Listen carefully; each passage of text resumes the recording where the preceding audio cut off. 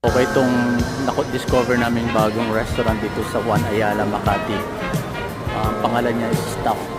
Ang concept niya parang Chipotle sa Amerika. Yung paborito ko.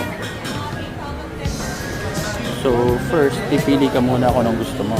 Kung kebab, deli bowl, tapos burrito quesadilla, grain bowl. Ito daw more on rice, ito more on veggies. Ito burrito, alam niyo naman kung ano yan. And then obviously, pipili ka dito ng mga ingredients. Ilan pa? 5? Ano yung sopa? Broccoli and adobo.